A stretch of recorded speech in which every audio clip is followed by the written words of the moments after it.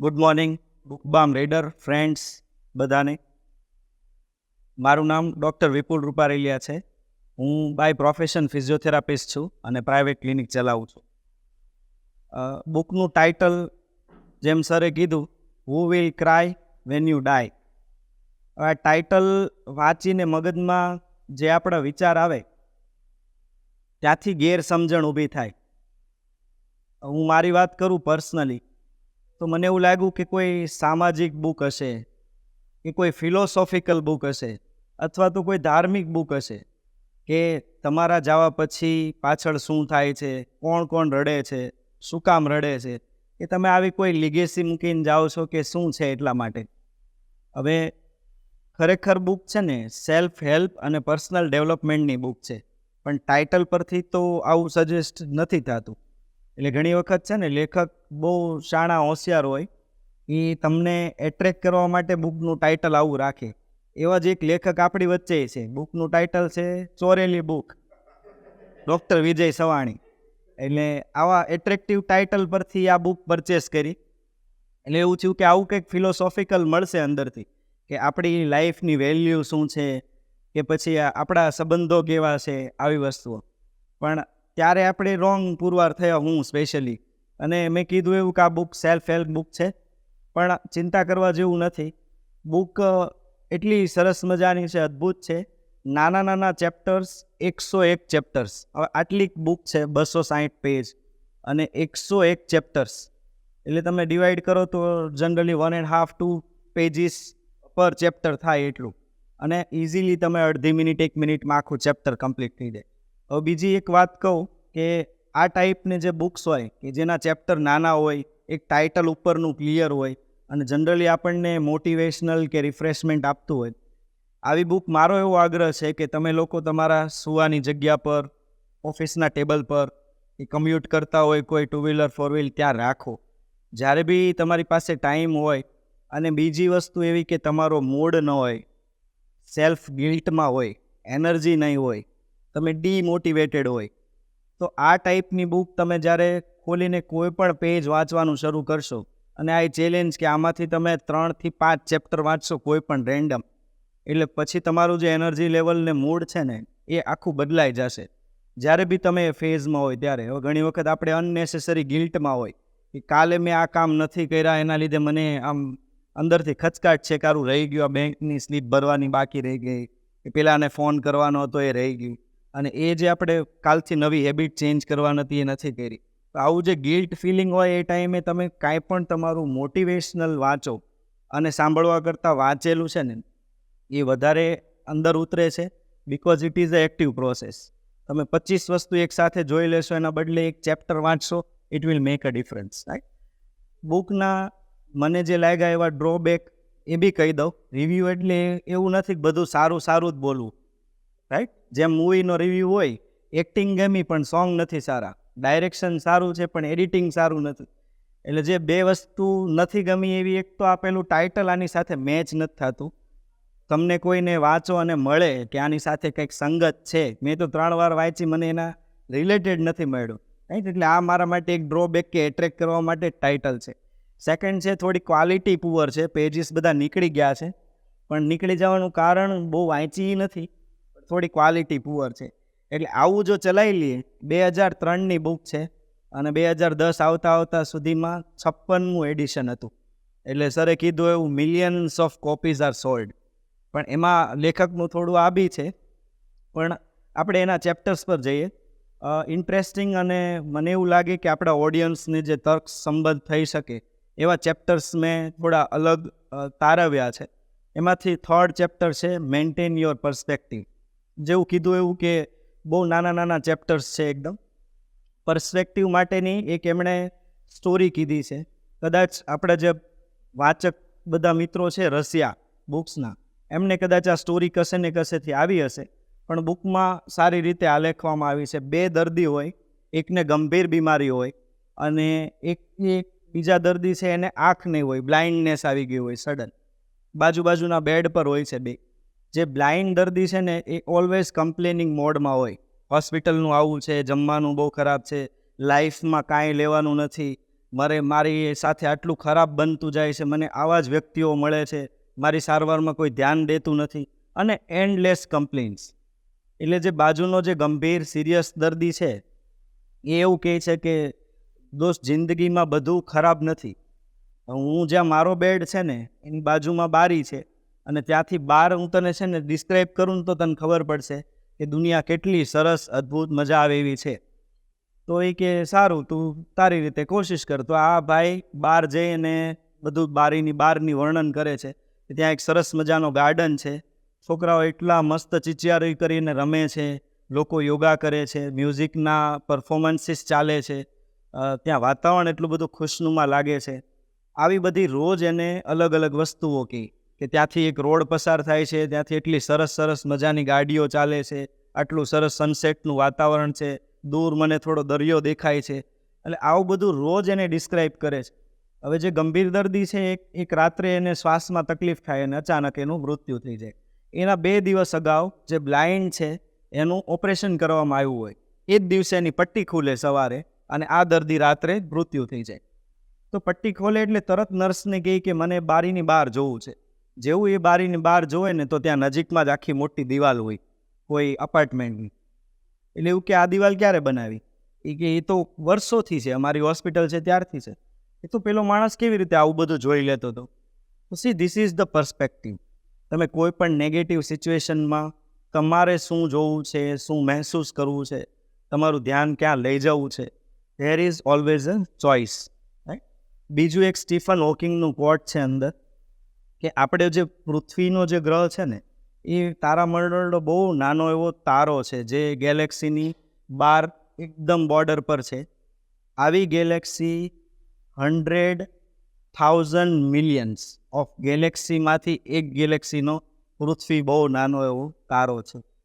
તો હવે એમાં આપણે વિચારીએ કે આપણી જે જિંદગી છે એની આટલી બધી કિંમત છે કે જેટલું આપણે આમ માથે ભાર લઈને ફરીએ છીએ, આખા બ્રહ્માંડમાં આપણી જે ઓકાત કહીએ તો કેટલી છે. તો આનાથી તમારો પર્સપેક્ટિવ ચેન્જ થાય, કે તમારું જિંદગીને જોવાનો નજરિયો બદલાય, કે એટલા લાખો કરોડો લોકો આવ્યા અને ગયા તો કાંઈ ફરક નથી પડતો, તો આપણાથી કંઈ આટલું બધું ચેન્જ નથી થતું, તો આ સિરિયસ મોડમાં બહુ રહેવાનું નથી. આ હતું પર્સપેક્ટિવ. 5th નંબરનું ચેપ્ટર છે write regularly journal. Daily journal લખો. હવે જર્નલ અને ડાયરીમાં શું ડિફરન્સ છે? ડાયરી જે લોકો લખતા હોય, પર્સનલ ડાયરીનું કામ એવું છે કે તમને જે ઇવેન્ટ્સ જેટલી બને છે, આજુબાજુની જે ઘટનાઓ, આજના રોજિંદી ઘટનાઓ, એ તમારા વર્ક પર કંઈ બન્યું છે, ઘરની અંદર કંઈ બન્યું છે, લોકો તરફથી કંઈ નવું શીખવા મળ્યું છે, એનું તમે જે નોટ્સ કરો છો, that is a personal diary. પણ હવે તમે જ્યારે જર્નલ લખો છો, then you are analysing those facts. એમાંથી તમે કંઈક ને કંઈક સારી વસ્તુ તારવી અને તમારું લખો છો. એક્ઝામ્પલ છે કે આજે હું જર્નલમાં એવું લખીશ કે મારી લાઈફમાં આજના દિવસમાં 3 સારી ઘટનાઓ કઈ કઈ બની. આ હું જ્યારે લખવા બેસીશ ને ત્યારે મને આખા દિવસનું મારું સારી જે વસ્તુ હશે એ જ દેખાશે. એક યુએસએનું રિસર્ચ છે કે જે લોકો 15 મિનિટ જર્નલ રોજ લખે છે એની ઇમ્યુનિટી, હેલ્થ અને એટીટ્યૂડ બીજા કરતાં બહુ બધો વધારે ગણો ખીલી ઉઠે છે. રાઈટ? તો આના મેડિકલ બેનિફિટ્સ બી છે. રાઈટ? તો પર્સનલ જર્નલ રેગ્યુલરલી 15 મિનિટ માટે લખવી જોઈએ. નેક્સ્ટ ચેપ્ટરનું કહું તો મોડેલ અ ચાઇલ્ડ. આપણે ઘણી વખત એવું કહેતા હોય કે બાળકોને સમજાવવાના છે. ખરેખર બાળકોને સમજાવવાના નથી, બાળકો પાસેથી આપણે સમજવાનું છે. આ લેખકે એમની સ્ટોરીમાં ઇટલીનું એક રેસ્ટોરન્ટ છે, ત્યાં બાપ દીકરો બે જમવા માટે જાય છે. 4 વર્ષનો છોકરો છે. હવે એ પાસ્તા ઓર્ડર કરે છે. પાસ્તાની સાથે એક પ્રકારની બ્રેડ આવે છે અને બે ખાતા હોય તો આ લેખકના ફોનમાં ધ્યાન હોય, થોડી વાર માટે કોઈનો કોલ આવે છે. પછી એ જ્યારે જોવે ત્યારે જે ચાઇલ્ડ છે ને એ કંઈક ખાવામાં કંઈક કરતો હોય, એટલે એનું ધ્યાન ત્યાં અટેન્શન થઈ જાય અને જોવે છે. તો એ છે ને બહારનું જે ક્રસ્ટ હોય ને બ્રેડનું એ પાર્ટ રિમૂવ કરતો હોય અને સોફ્ટ જે પાર્ટ છે ને એ ખાવાનું. હવે બાળક છે એ એક્ઝામ્પલ લઈએ તો આખી બ્રેડ તો નથી ખાવાનું, રાઈટ? તો એને એક સાઈડથી અડધી ખાય તો એમાં બધું હાર્ડ પાર્ટ એ આવશે અને સોફ્ટ એ આવશે, અને એવું જે અડધું મૂકી દેશે. એ શું કરે છે કે સોફ્ટ પાર્ટ લે છે અને હાર્ડવાળો સાઈડમાં મૂકે. લેખકને અચાનક સ્ટ્રાઇક થયું કે આપણી પાસે સમય, સંબંધો અને શક્તિ એક લિમિટેડ રિસોર્સમાં છે. હવે બાળકનું પેટ છે લિમિટેડ છે, એના સામે ખાવાનું વધારે છે, તો એ કેવું કરે છે કે સારી વસ્તુ ક્રીમ છે એ જ લે છે. તો આપણે બી લાઈફમાં આવું કરવાનું છે કે જેટલા બી સંબંધો છે, આપણી એનર્જી છે, એવી જગ્યાએ યુઝ કરવાનું છે કે જ્યાંથી કંઈક મેક્સિમમ આઉટપુટ છે, રાઈટ. એટલે બાળક પાસેથી આવી એક નાનકડી અમથી ઘટનાથી એ શીખે છે. ત્યારે બી એવું કહે છે કે બાળકને તમે જ્યારે શીખવો છો ને ત્યારે તમે ભૂલી જાઓ છો કે એની પાસે જ શું શીખવાનું. એની પાસેથી મેઇનલી 3 વસ્તુ શીખવાની છે. ક્રિએટિવિટી, એનાથી એક કામ પ્રોપર નહીં થતું હોય ને તો બીજો રસ્તો ટ્રાય કરશે, ત્રીજો ટ્રાય કરશે, ચોથો ટ્રાય કરશે, કરીને જ રહેશે. મારે આવું કરવું જ છે. તમે મોબાઈલ આપો એ લોક ખોલ્યા જ કરશે, રાઈટ. આપણે થાકી જવું કે આ ન થાય, એ ખોલીને રહેશે કંઈ પણ કરીને. સેકન્ડ વસ્તુ હતું કે always they are in the present moment.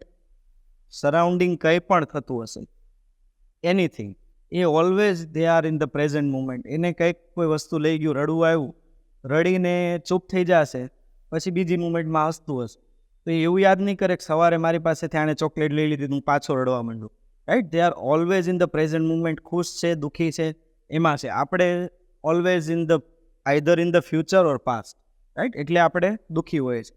આ ત્રીજી વસ્તુ છે કે એની એનર્જી. બાળકની એનર્જી છે ને ઇન્ફેક્શિયસ હોય. તમે એની સાથે રમવાનું શરૂ કરો તો તમને એમ લાગશે કે આપણી બી એનર્જી એની સાથે મેચ કરવા માટે કેટલું બધું સ્ટ્રગલ કરવું પડે છે. એક પેરેલલ સ્ટોરી છે કે એક સુમો પહેલવાન હતો, એણે એવું જાહેરાત કરી કે મને કોઈ આ દેશની અંદર હરાવી ન શકે. કોઈ પણ વ્યક્તિ આવે, ફાઇટ કરે મારી સાથે અને હું કોઈનાથી પરાજિત નહીં થાવ.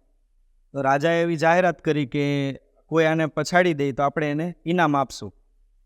બહુ બધા અલગ અલગ યોદ્ધાઓ આવે, પહેલવાનો આવે, કોઈ એને હરાવી ન શકે. એક ફિમેલ આવે, યંગ એજ ફિમેલ, એ આવીને એવું કહે કે હું આમને હરાવી દઈશ.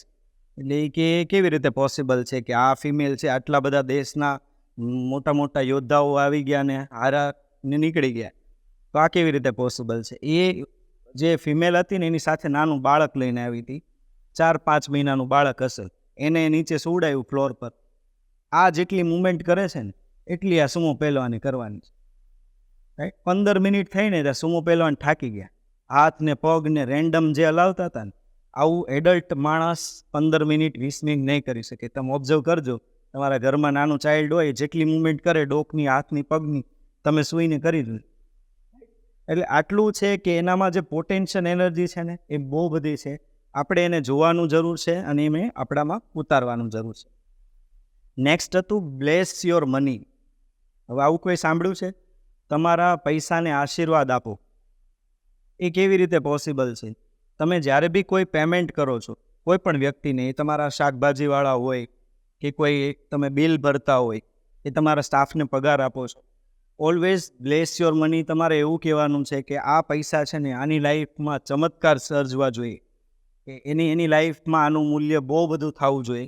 અને રિટર્નમાં એવી પ્રાર્થના કરવાની છે કે કદાચ આનું મૂલ્ય મને લાખો ગણું રિટર્ન મળી શકે, રાઈટ. આટલું જ સિમ્પલ તમે કરશો તો એ જે પૈસાની તાકાત છે એ આઉટવર્ડ જવાની. લેખકે એમાં એક બુકની વાત કરી છે, ઇવાન કરીને ઓથર છે એની બુકની. એની અંદર આ ચેપ્ટર છે, મેજિક ઇન ધ લાઈફ કરીને બુક છે, એની અંદર સિક્રેટ ઓફ મની આવું કરીને એ ચેપ્ટર છે. એની અંદર આ વાત છે કે તમારા મનીને બ્લેસ કરો. હવેથી આજથી આપણે એવું કરીએ કે જ્યારે બી કોઈને નાનું મોટું પેમેન્ટ કરીએ છીએ ત્યારે તમે એને બ્લેસ કરતા જાઓ, એને આશીર્વાદ આપતા જાઓ, એટલું જ રિટર્ન તમને સામું મળતું જશે. આવી જ એક સ્ટોરી કે બેંકના 2 કેશિયર હોય, એકના પાસે ઢગલો બંધ લાઈન હોય કે 51 માણસો ઊભા હોય રોજે, એને એક માણસ આરામથી બેઠો હોય શાંતિથી. પ્રાઇવેટ બેંક છે એટલે આપણે ગવર્મેન્ટ તો નથી વિચારતા, પ્રાઇવેટ બેંક છે. મેનેજર આવીને કહે છે કે આવું કેવી રીતે બને કે બેયને કેશ જ આપવાના છે ને, ચેક લઈને માણસ આવે 2 લાખ રૂપિયા જોઈએ, આણે આપવાના છે, આણે આપવાના. તો માણસ તો વિચારે ને કે ટ્રાફિક નથી ત્યાં જાય. તો એ બેયને મેનેજરને પહેલાં બોલાવે છે કે આવું કેવી રીતે બને છે. એટલે જે બીજો મેનેજર જ્યાં ખાલી રહેતું હતું એ કે મને તો ખબર નથી, હું કોઈ સાથે મિસબિહેવ નથી કરતો, પણ કેમ ખબર નહીં મારી પાસે લોકો નથી આવતા, છૂટા ગણા ગાંઠિયા આવે છે. પહેલા મેનેજરને બોલાવ્યો ને ત્યારે એણે એવું કીધું કે હું જ્યારે પેમેન્ટ માણસને આપું છું ને ત્યારે હું વિચારું છું કે આ પૈસાથી એની જિંદગીમાં ચેન્જ આવી જાય. આ પૈસાનું એનું મૂલ્ય એની લાઈફમાં 50,000 છે ને 50 લાખનું થાય. એટલે આ એનર્જી પાસ ઓન થાય અને પેલા લોકો જે લઈને જાય છે ને એને બી એનાથી સારા કામ કરવાની પ્રેરણા મળે છે. એટલે છુપાવેશમાં લો ઓફ એટ્રેક્શન કામ કરી અને આ જ વસ્તુને કનેક્ટ કરે છે, રાઈટ. એક ચેપ્ટર એવું મસ્ત મજાનું છે કે always carry a book with you. એની અંદર એમણે ડેટા આપેલા છે કે ધારો કે તમે ઈમેલ જોવો છો રેગ્યુલરલી, જે ઈમેલ ચેક કરો છો અનનેસેસરી ઈમેલ્સ, તો તમે જિંદગીના 9 મહિના વેડફો છો. તમે જે અનનેસેસરી કોલ રિટર્ન કરો છો, કોઈના જરૂર નથી ને તમે ફોન કરો છો, તમે જિંદગીના 2 વર્ષ બગાડો છો. તમે લાઇનમાં જ્યારે ઊભા રહ્યો છો ને, કોઈ બસની લાઇન છે, ટ્રેનની છે, બેંકની લાઇન છે, ગમે ત્યાં આધાર કાર્ડ બનાવવાની લાઇન, ત્યારે તમે જિંદગીના 5 વર્ષ વેડફો છો. હવે આ બધા ટાઈમ એવા છે કે જ્યારે તમારી પાસે એક બુક હશે ને, તમારા ડેઇલી કમ્યુટમાં હશે, ક્યારેક કોઈ વેઇટિંગમાં ઊભા હશો, ત્યારે તમે ઇઝીલી એક બુક કેરી કરીને વાંચી શકો. આજનો તો ડિજિટલ જમાનો છે, તમે મોબાઈલમાં બી રીલ્સ કરતાં બુક વાંચી શકો છો ઇફ યુ વિશ. એટલે always carry a book with you. ત્યારે તમારા જિંદગીની અંદર બહુ બધા ચેન્જીસ આવવાના શરૂ થશે. Next chapter, recruit board of directors. તમારી લાઈફમાં આપણે એવું વિચારીએ કે મારી તો કોઈ કંપની નથી, હું તો એક જોબ કરું છું, કાં તો મારું નાનું અમથું શોપ છે, યુનિટ છે. રિક્રુટ બોર્ડ ઓફ ડિરેક્ટર્સ ક્યારે હોય? એક મલ્ટીનેશનલ કંપની આપણે એક્સપેક્ટ કરીએ કે એના બહુ બધા લીડર્સ હોય, બોર્ડ ઓફ ડિરેક્ટર્સ હોય, ડિસિઝન લેતા હોય હાઈ લેવલના મિટિંગ્સની અંદર. તો એમાં એક લેખકની બુકનું એમણે એક્ઝામ્પલ આપ્યું છે કે તમારી લાઈફમાં બોર્ડ ઓફ ડિરેક્ટર્સ તમે ચૂઝ કરો. ધારો કે મારે મની રિલેટેડ કોઈ પ્રોબ્લેમ છે, ફાઇનાન્શિયલ પ્રોબ્લેમ, તો હું એવું વિચારીશ કે મારી બાજુમાં વોલમાર્ટના સેમ વોલ્ટન બેઠા છે. હવે આ સિચ્યુએશનમાં એ હોય પૈસાના પ્રોબ્લેમ, વ્યાજ નથી ભરાતું, પેમેન્ટની ઉઘરાણી નથી થતી, કે માલ બધો વધારે પડ્યો રહે છે, તો સેમ વોલ્ટન હું ડિસાઇડ કરશે. આ તમે શાંતિથી બેસીને વિચારશો ને, ત્યારે તમને એમાં આન્સર ક્લિયર થઈ જશે.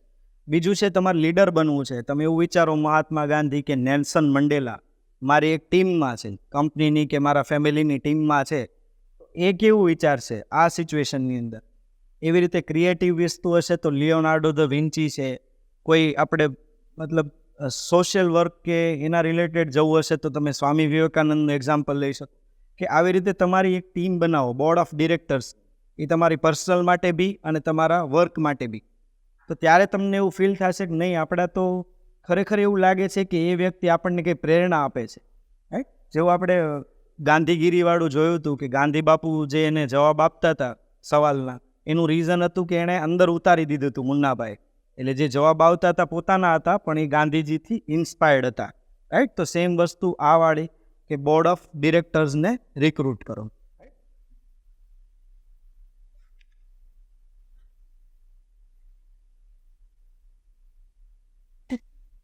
Increase your value.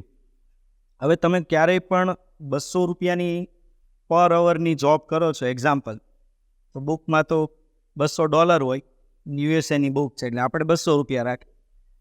તો તમને લાગે છે કે તમારા હાર્ડવર્કના પૈસા છે, જે 200 રૂપિયા પર અવર તમને મળે છે, એ આપણે વિચારીએ કે એ મારા હાર્ડવર્કના છે? નો, એ તમારી વેલ્યુ છે. તમે જે વેલ્યુ કંપની માટે કે તમારા પ્રોફેશન માટે જે જનરેટ કરો છો ને, that you will be paid. કોઈ માણસને 20,000 સેલરી પર અવર મળતી હોય, તો that much amount of value is adding to the company or to the society, right. એટલે always try to increase your value. તમારે જે નાના નાના છૂટક કામ છે, એ તમે જ્યાં સુધી તમારી પ્રાયોરિટીમાં નહીં આવતા હોય ત્યાં સુધી તમે બીજાને સોંપશો, તમે એક જવાબદારી લેશો, લીડર બનશો, then you will have increase value.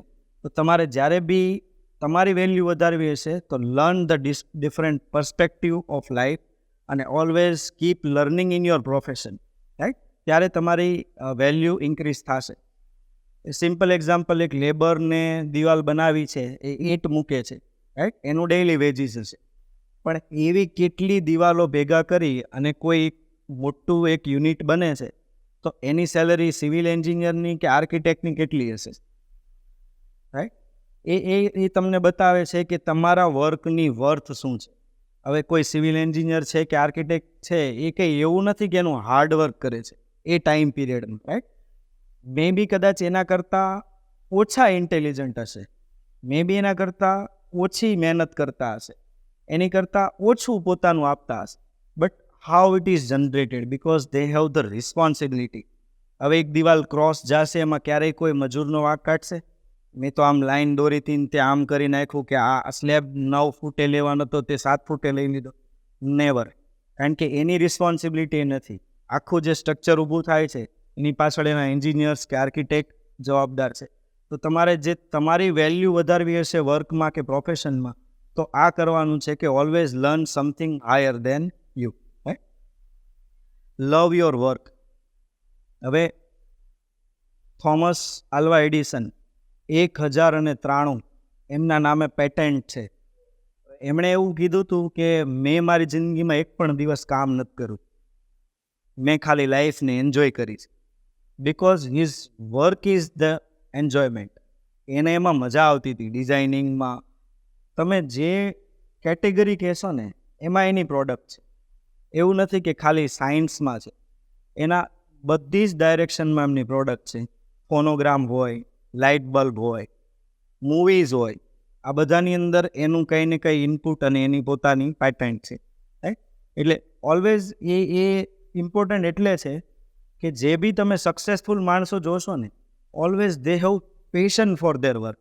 આપણને સવારે જાગીને જો વર્ક ઇન્સ્પાયર નથી કરતું, મોટિવેટ નથી કરતું વર્ક માટે, તો either you change the work or you change yourself. Decision is yours, but never stuck to that position forever. ઘણા લોકોને આપણે જોયું હોય જોબ ઘસડે જ જતા હોય. છોકરા મોટા થશે, એ જોબ પર જાવશે એટલે આપણે 40 વર્ષે નિવૃત્ત થઈ જશું. Right? This is the wrong attitude of seeing the life from that perspective. Last chapter 101, live fully so you can die happily. હવે આ કદાચ ટાઇટલ હોઈ શકે કે તમે જિંદગીને પૂરી જીવો, મજાથી જીવો, ખુલીને જીવો, જે કરવું છે એ કરો. તો તમે જ્યારે ડેથ બેડ પર હશો ને ત્યારે તમને બહુ ગિલ્ટ ઓછા હશે કે ભાઈ મારે આમાં સમય નહીં અપાણો, મિત્રો માટે નહીં અપાણો, કે આમાંથી હું નવું શીખી શકતો હતો, પૈસા વાપરી શકતો હતો, નવા સંબંધો ડેવલપ કરી શકતો હતો. આ મેં નહીં કર્યું, આ જોવાનું રહી ગયું, આ ખાવાનું રહી ગયું. સો ધીસ ઇઝ એક તમારા જે એ ટાઈમના જે તમે ડેથ બેડના વિચાર કરશો ને, એવું લાગશે કે તમે ઘણા એવા હોય સંતોષી લોકો કે ભાઈ મને હવે જિંદગીમાં હું કાલ મરી જાઉં તો મને કાંઈ વાંધો નથી, બધું આપણે ખાઈ પી ઉતરા છે. આવા આપણે વડીલોને બોલતા સાંભળ્યા હશે કે હું બીમાર પડું મારી પાછળ ખર્ચો ન કરતા, હવે મેં તો બધું આવી ગયું છે જિંદગી. આ જિંદગી છે. રાઈટ? સો આવી જિંદગી જ્યારે જીવશું ત્યારે કદાચ એવા લોકોની ભીડ વધારે હશે, તમારી વેલ્યુ વધારે હશે સમાજમાં કે તમારા કુટુંબમાં, કે who will cry when you die. ઘણા લોકો આપણા કાઠિયાવાડમાં આવો રિવાજ હતો પહેલાં, બેસણામાં કેટલી ભીડ આવે છે ને એની પરથી નક્કી થાય કે માણસ કોણ હતો. રાઈટ? આવડું આ વસ્તુ. એટલે એની સાથે કનેક્ટ કરવું હોય તો થઈ શકે. બહુ સરસ મજાના નાના ચેપ્ટર છે. આવા જે મેં 9 ચેપ્ટર કીધા ને એવા 101 ચેપ્ટર છે અંદર. કોઈ પણ તમે ખોલીને વાંચશો ને તો તમારો એક જે પર્સપેક્ટિવ અને એનર્જી ફોર શ્યોર ચેન્જ થશે. રાઈટ? વસાવા જેવી બુક છે, ટાઇટલ પર નહીં જતા પણ વાંચજો regularly. Thank you so much.